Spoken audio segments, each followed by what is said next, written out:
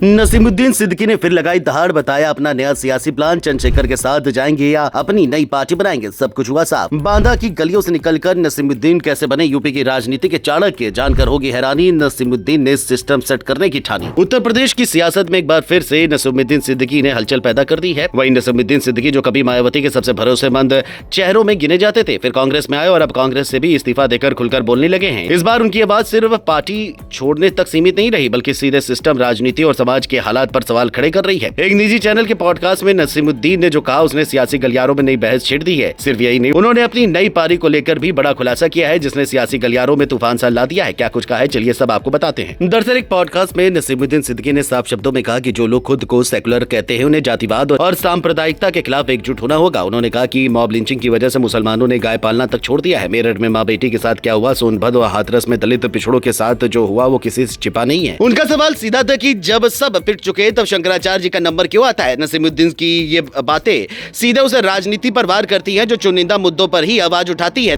नसीमुद्दीन का गुस्सा सिर्फ सिस्टम पर नहीं, बल्कि कांग्रेस के भीतर की अनदेखी पर भी साफ दिखा। उन्होंने बताया कि 24 जनवरी 2026 को कांग्रेस से इस्तीफा दिया क्योंकि पार्टी में रहते हुए ने काम नहीं दिया। क्या नसीमुद्दीन ने कहा कि वो जमीन से जुड़े नेता हैं, लेकिन कांग्रेस में रहते हुए 8 साल तक जमीन पर काम नहीं कर पाए। उन्होंने कहा कि 12 दिसंबर को ही साफ कर दिया था कि अगर काम नहीं मिला तो पार्टी छोड़ देंगे। राहुल गांधी का जिक्र करते हुए उन्होंने कहा कि पहले बात होती थी, बाद में संदेश आना भी बंद हो गया।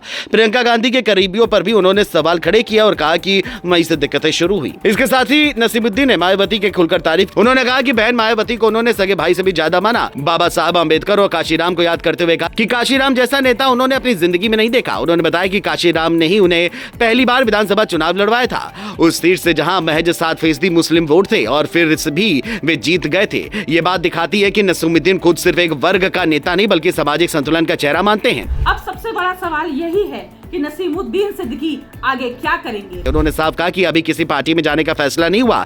कई नेताओं से मुलाकात जरूर हुई है, लेकिन अंतिम निर्णय अपने लोगों से बात करके ही लेंगे। समाजवादी पार्टी में शामिल होने के सवाल पर उन्होंने कहा कि अखिलेश यादव अभी दिल्ली में है, लखनऊ आने पर बात होगी। वही आजाद समाज पार्टी के चंद्रशेखर की भी उन्होंने तारीफ की। हालांकि सियासी गलियारों में चर्चा यह भी है कि नसीमुद्दीन के इस्तीफे के बाद किसी भी पार्टी ने उन्हें लेकर जल्दबाजी नहीं दिखाई है। क्या नसीमुद्दीन बीच रास्ते में फंस गए हैं या कोई बड़ा प्लान तैयार कर रहे हैं? ये सवाल अब हर तरफ पूछा जा रहा है। नसीमुद्दीन का राजनीतिक सफर खुद में एक कहानी है। बांदा केस जोड़ा, गांव से निकलकर नगरपालिका चुनाव लड़ा, बसपा ज्वाइन किया और फिर बांदा के पहले मुस्लिम विधायक बने। मायावती सरकार में कई बार कैबिनेट मंत्री रहे और एक दौर में उन्हें मिनी मुख्यमंत्री तक कहा गया। खेलों से राजनीति तक का सफर तय करने वाले नसीमुद्दीन ने संगठन और सत्ता दोनों देखी हैं। आज जब वे फिर सिस्टम पर सवाल उठा रहे हैं, तो उसकी वजह सिर्फ राजनीति नहीं, बल्कि अपना अनुभव भी है। नसीमुद्दीन सिद्दीकी का संदेश साफ है कि वो किसी पद या कुर्सी की नहीं, बल्कि जनता की लड़ाई लड़ना चाहते हैं। कांग्रेस छोड़ने के बाद उन्होंने ये साफ कर दिया कि जहां उनके समर्थक जाएंगे वही वो जाएंगे। यूपी की राजनीति में ये दहाड़ सिर्फ एक नेता की नाराजगी नहीं, बल्कि आने वाले दिनों में नए समीकरणों का संकेत भी हो सकती है। अब देखना होगा कि नसीमुद्दीन सिद्दीकी किस दिशा में कदम बढ़ाते हैं और किसके साथ मिलकर अगली सियासी चाल चलते हैं।